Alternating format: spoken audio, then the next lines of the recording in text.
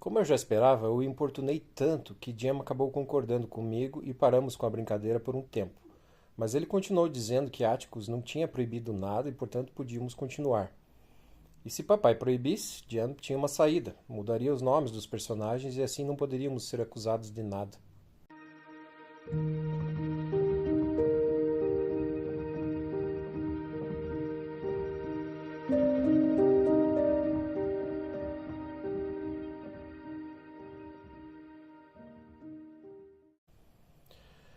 Jill aceitou sem ressalva esse plano de ação. Ele estava ficando um chato, sempre atrás de Jim. No início do verão, me pediu em casamento e logo esqueceu. Ele estabeleceu seus direitos sobre mim, dizia que eu era dele, que jamais ia gostar de outra garota. Depois me deixou de lado. Bati nele 2 vezes, mas não adiantou, só serviu para aproximá-lo ainda mais de Jam. Os dois passavam dias enfiados na casa da Arf, tramando e planejando. E só me chamavam quando precisavam de mais um personagem. Por um tempo, me recusei a participar das brincadeiras mais imprudentes deles, e, correndo o risco de ser chamada de garotinha, passei quase todos os entardeceres do resto do verão sentada com a senhorita Maudie Atkinson, na varanda da casa dela. Jim e eu sempre tivemos permissão para brincar à vontade no quintal da senhorita Maudie, desde que ficássemos longe das azaleias. Mas nossa relação com ela não estava muito definida, até Jim e Jill me excluírem das brincadeiras. Ela era apenas mais uma das mulheres do bairro, apesar de relativamente agradável. Tínhamos acordo tácito com ela. Podíamos brincar no gramado e comer uvas desde que não subíssemos na parreira, além de podermos explorar o enorme terreno. Essas condições eram tão generosas que quase não falávamos com a senhorita Maudie. Tal a nossa preocupação em preservar o delicado equilíbrio da relação, mas o comportamento de Jim e Jill fez com que eu me aproximasse dela. A senhorita Maudie não gostava da casa. Ficar lá dentro era desperdício de tempo. Ela era viúva, uma camaleoa que de manhã cuidava dos canteiros de flores usando um velho chapéu de palha e um macacão masculino, mas após o banho das 5 da tarde ia para a varanda e reinava sobre a rua com uma beleza imponente. Ela amava tudo que a terra do Senhor produzia, até as ervas daninhas, com uma exceção. Se encontrava uma folhinha de tiririca no jardim, ocorria uma cena semelhante à Segunda Batalha do Marne. Cobria a planta com um balde, depois a atacava por baixo com uma substância tão venenosa que, segundo dizia, nos mataria a todos se não saíssemos de perto. Por que a senhora não arranca o matinho, simplesmente? Perguntei, depois de presenciar o rentinho ataque a um capim que não chegava a 10 centímetros de altura. Arrancar, menina? Arrancar? Ela arrancou o capim e apertou seu caule fino. Grãos mínimos saltaram. Ora, uma única tiririca pode acabar com o jardim inteiro. Olha aqui, ó. Quando chega outono, o capim seca e o vento espalha as sementes por todo o condado de Maycomb. Pela expressão da senhorita Maud, dava para perceber que, para ela, aquilo era como uma das pragas do Antigo Testamento. Ela usava uma linguagem vivaz para uma moradora de Maycomb. Chamava todos nós pelo nome, e quando sorria mostrava 2 minúsculos grampos de ouro nos caninos. Quando elogiei os grampos e disse que um dia gostaria de ter uns iguais, ela disse, olha só.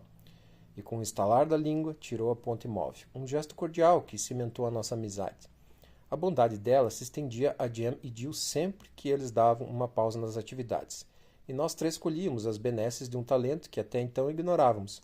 A senhorita Maud fazia os melhores bolos da vizinhança. Depois que passamos a confiar nela, toda vez que fazia um bolo, assava mais 3 bolos pequenos e chamava. Jim Finch, Scott Finch, Charles Baker Harris, venham! Nossa presteza era sempre recompensada. No verão, os entardeceres são longos e calmos. Em geral, nós duas ficávamos sentadas em silêncio na varanda, vendo o céu passar de amarelo a rosa, enquanto o sol se punha e os bandos de andorinhas sobrevoavam a vizinhança, sumindo atrás do telhado da escola. Senhorita Maud, a senhorita acha que Bull Radley ainda está vivo? Perguntei uma tarde. Ele se chama Arthur e está vivo, ela respondeu. Estava se balançando lentamente na grande cadeira de carvalho. Sente o perfume das minhas mimosas? Parecem o hálito dos anjos essa tarde. É mesmo, como a senhora sabe? Como eu sei o quê, filha? Que o Sr. Arthur ainda está vivo. Que pergunta mórbida, mas acho que o tema é mórbido. Sei que está vivo, Jean-Louis, porque ainda não vi o corpo ser carregado num caixão. Vai ver que ele morreu e enfiaram o corpo na chaminé? De onde você tirou essa ideia? Foi o que James disse que achava que tinham feito. Ah, James está cada dia mais parecido com Jack Finch. A senhorita Maud conhecia o tio Jack, irmão de Atticus, desde criança. Eram quase da mesma idade e cresceram juntos em Finch's Landing. Ela era filha de um dono de terras da região, o Dr. Brank Buford, médico de profissão. mas obcecado por tudo o que a terra produzia, de forma que continuou pobre. O tio Jack restringia sua paixão pela terra a cuidar da jardineira em sua janela em Nashville, e ficou rico. Nós o víamos todo Natal e todo ano ele perguntava para a senhorita Maud, aos berros do outro lado da rua, se ela queria se casar com ele. E ela então respondia também aos berros: Fale um pouco mais alto, Jack Finch, para ver se te ouvem na agência do correio, porque eu ainda não ouvi direito. Jem e eu achávamos que esse era um jeito estranho de pedir a mão de uma moça, mas tio Jack era um bocado estranho. Ele dizia que estava tentando tirá-la do sério, que havia 40 anos tentava inutilmente, que era o último homem no mundo com quem ela pensaria em se casar, mas a primeira pessoa que ela pensava em provocar. E a melhor defesa era levá-lo na brincadeira, e nós entendíamos tudo aquilo muito bem. Arthur Radley apenas não sai de casa, só isso. Você não ficaria em casa se não quisesse sair? Perguntou ela. Sim, mas eu gosto de sair. Por que ele não gosta?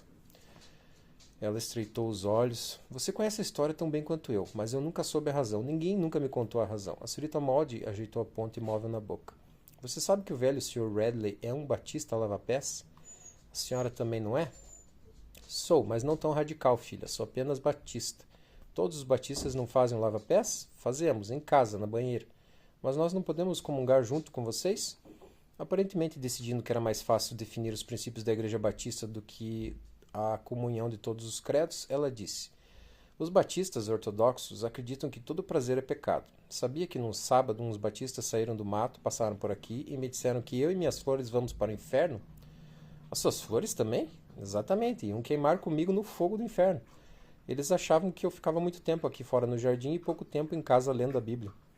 Ao pensar na senhorita Maud, queimando para sempre nas chamas do inferno protestante, minha confiança no evangelho pregado do púlpito diminuiu. É verdade que ela tinha uma língua afiada e não ficava praticando o bem pela vizinhança como a senhorita Stephanie Crawford. Mas enquanto ninguém com um pingo de bom senso confiava na senhorita Stephanie, Jem e eu confiávamos muito na senhorita Maud. Ela nunca nos dedurou, nunca nos perseguiu, nem teve qualquer interesse pela nossa vida pessoal. Era nossa amiga. Não dava para entender como uma pessoa tão razoável podia correr o risco de um castigo eterno. Isso não está certo, senhorita Maud. A senhorita é a melhor pessoa que eu conheço. Ela sorriu. Obrigada, querida. O fato é que os batistas ortodoxos acham que as mulheres são, por definição, a encarnação do pecado. Levam a Bíblia ao pé da letra. Então é por isso que o Sr. Arthur não sai de casa para ficar longe das mulheres? Não faço ideia. Pois eu acho que não faz sentido. Na minha opinião, se ele quisesse muito ir para o céu, podia pelo menos ir até a varanda. Áticos diz que Deus ama as pessoas como cada um ama a si mesmo. Ela parou de balançar e falou com uma voz mais dura. Você é muito jovem para entender isso, mas às vezes a Bíblia na mão de um determinado homem é pior do que uma garrafa de uísque na mão do seu pai. Fiquei pasma.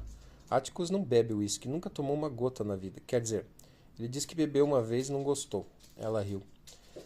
Eu não estava falando do seu pai. O que eu quis dizer foi que, mesmo que Atticus Finch bebesse até cair, não seria tão cruel quanto alguns homens, mesmo quando estão completamente sóbrios. Tem gente que se preocupa tanto com o outro mundo que não sabe viver este aqui. Basta olhar na rua e ver o resultado. A senhora acha que é verdade tudo o que falam sobre... quer dizer, sobre o Sr. Arthur? O que falam? Contei. Isso é 3/4 invenção dos pretos e 1/4 invenção de Stephanie Crawford, disse ela, contrariada. Uma vez Stephanie chegou a me dizer que acordou no meio da noite e o ouviu olhando para ela pela janela. Então eu perguntei: E o que você fez, Stephanie? Chegou para o lado e deu espaço para ele na cama? E isso calou a boca daquela mulher por algum tempo. Aposto que sim, a voz da senhorita Maud já bastava para fazer qualquer um calar a boca. Não acredito nos boatos, filha, ela acrescentou. Aquela é uma casa triste. Lembro-me de Arthur Radley quando menino. Sempre foi educado, não importava o que as pessoas dissessem sobre ele. Era o mais delicado que podia. A senhora acha que ele é maluco? Ela balançou a cabeça. Se não era, deve ter ficado. Nunca sabemos como realmente vivem as pessoas. O que acontece por trás das portas fechadas. Os segredos. Atticus nunca faz nada comigo com Jane dentro de casa que não faça no jardim, comuniquei, achando que tinha a obrigação de defender meu pai. Minha querida, eu estava falando por falar. Nem pensei no seu pai, mas já que você falou, vou dizer o seguinte. Atticus Finch é a mesma pessoa dentro e fora de casa. Mudando de assunto, ela me perguntou: Quer levar para casa uma fatia de bolo que acabou de sair do forno? Eu queria muito. Na manhã seguinte, quando acordei, Jem e Jill estavam no maior papo no quintal. Fui até lá e eles me mandaram ir embora, como sempre. Não vou, esse quintal é tão meu quanto o seu, Jem Finch. Tenho o mesmo direito de brincar nele que você. Jill e Jem conversaram um instante e concluíram. Se ficar, vai ter de fazer o que nós mandarmos, avisou Jill. Olha só quem de repente ficou todo importante e poderoso. Se não concordar em fazer o que mandarmos, não vai contar nada, acrescentou Jill. Até parece que você cresceu 20 centímetros durante a noite. Tudo bem, então conta. Jan disse plácido. Vamos entregar um bilhete para Boo Radley. Mas como? Eu estava tentando controlar o pavor súbito que foi crescendo dentro de mim. Não tinha problema, a senhorita Maud falar em Boo. Ela era adulta, estava segura na varanda dela, mas conosco era diferente. Jan ia simplesmente colocar o bilhete na ponta de uma vara de pescar e enfiar pela veneziana. Se alguém aparecesse, Jill tocaria um sinete avisando.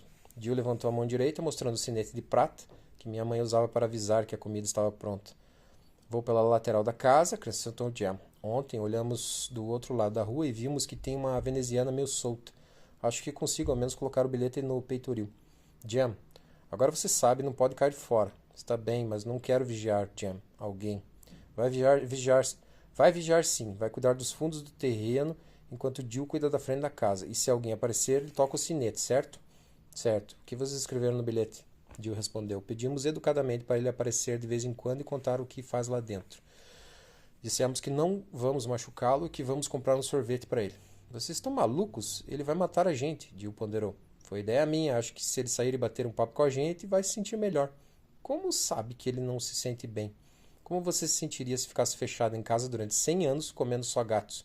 Aposto que ele tem uma barba comprida até aqui. Como a do seu pai? Meu pai não usa barba, Jill parou, como se tentasse lembrar. Haha, peguei você. Você falou que veio de trem e que seu pai tinha barba preta, eu disse. Se quer saber, ele rasgou a barba no verão passado. Se quer saber, ele raspou a barba no verão passado. Isso mesmo, e tem a carta para provar. Ele mandou junto com $2 para mim. Continue. Aposto que ele mandou até um uniforme da polícia montada. Ele nunca apareceu, não foi? Você diz cada mentira, garoto. Jill Harris era capaz de contar as maiores mentiras que eu já tinha ouvido. Entre outras, ele tinha voado 17 vezes em um avião do correio aéreo. Tinha visitado a Nova Escócia, tinha visto um elefante e era neto do general brigadeiro Joe Wheeler, de quem herdou a espada. Quietos vocês, mandou Jan. Ele se enfiou debaixo da casa e voltou com uma vara de bambu amarela. Acham que essa vara alcança a janela? Quem teve coragem de subir lá e tocar a casa não precisa de uma vara de pescar, ponderei. Por que você não bate na porta? Isso é diferente. Quantas vezes tenho que dizer? Retrucou Jan. Jill tirou um pedaço de papel do bolso e entregou a Jan. Nós três seguíamos com cautela até a velha casa. Jill ficou do lado do poste, enquanto Jan e eu fomos para a lateral da casa. Segui atrás de Jan e parei onde podia ver a curva da rua. Está tudo vazio, nem sombra de gente, avisei. Jan olhou para Jill na calçada, que concordou com a cabeça. Jan prendeu o bilhete na ponta da vara e passou-a por cima do pátio, em direção à janela, que tinha escolhido. Faltavam vários centímetros para a vara chegar à janela e Jan se esticou o máximo que pôde por cima da cerca. Ficou tanto tempo tentando que larguei meu posto e fui até lá. Não consigo soltar o bilhete da vara, ele resmungou. E quando consigo, ele não para na janela. Volte para o seu lugar, Scout. Voltei, olhei a esquina, a rua estava vazia. De vez em quando eu olhava de novo para Jan, que tentava pacientemente colocar o bilhete no peitoril. O papel voava para o chão e Jan o pescava, até que me ocorreu que se o bilhete chegasse às mãos de Boo Radley, ele não ia conseguir ler o que estava escrito. Eu estava olhando para a rua enquanto ouvi o sinete. Endireitei os ombros e me virei, pronta para dar de cara com Boo Radley e seus caninos sangrentos. Em vez disso, vi Atticus diante de Jill, que tocava o sinete com toda a força. Jan parecia tão abatido que não tive coragem de dizer que eu tinha avisado. Veio andando devagar, arrastando a vara pela calçada. Pare de tocar esse sinete, ordenou Atticus. Jill segurou o badalo e, no silêncio que se seguiu, tive vontade de que ele voltasse a tocar. Atticus empurrou o chapéu para trás e pôs as mãos na cintura. Jan, o que você estava fazendo? Nada, pai. Não venha com essa, conte. Nós estávamos só querendo entregar uma coisa para o Sr. Ridley. O que era? Um bilhete, só isso. Deixe-me ver. Jan estendeu um pedaço de papel sujo. Atticus pegou e começou a ler. Por que vocês querem que o Sr. Radley saia de casa? Jill respondeu. Achamos que ele ia gostar de conhecer a gente. E emudeceu quando Atticus olhou para ele. Filho, disse Atticus para Jan, vou falar só uma vez. Pare de atormentar esse homem. Isso vale para vocês dois também. O que o Sr. Radley fazia era problema dele. Se quisesse sair de casa, sairia. Se quisesse ficar lá dentro, tinha todo o direito de ficar, sem ser incomodado por crianças intrometidas, o que era uma maneira gentil de se referir a pestes como nós. O que acharíamos se Atticus entrasse no nosso quarto à noite sem bater? Na verdade, era isso que estávamos fazendo com o Sr. Radley. Podíamos estranhar o comportamento dele, mas ele podia achar aquilo normal. Além disso, nunca nos ocorreu que a maneira civilizada de se comunicar com os outros era pela porta da frente. e não por uma janela lateral. Para terminar, era para ficarmos longe daquela casa, até sermos convidados para ir lá. Não devíamos continuar com aquela brincadeira besta que ele tinha visto no outro dia, nem fazer troça de ninguém naquela rua ou naquela cidade. Não estávamos fazendo troça, nem rindo dele, só estávamos... Começou Jam. Então era isso que estavam fazendo, não era? Rindo dele. Não, disse Atticus, expondo a história dele para todos da vizinhança. Jam pareceu inchar um pouco. Eu não disse que estávamos fazendo isso. Eu não disse. Atticus abriu um sorriso seco. Você acabou de dizer. Parem já com essa bobagem, todos vocês, ele mandou. Jam ficou boquiaberto. Você quer ser advogado, não quer? A boca do nosso pai estava estranhamente dura, como se ele estivesse tentando conter algo. Jam percebeu que não adiantava discutir e calou-se. Quando Atticus entrou em casa para pegar a pasta que tinha esquecido de levar para o trabalho naquela manhã, Jam finalmente percebeu que tinha sido derrotado pelo truque de advogado mais antigo que existia. Esperou a uma boa distância da escada, viu Atticus sair de casa e rumar para a cidade. Quando não dava mais para nosso pai ouvir, berrou. Eu queria ser advogado, mas acho que desisti.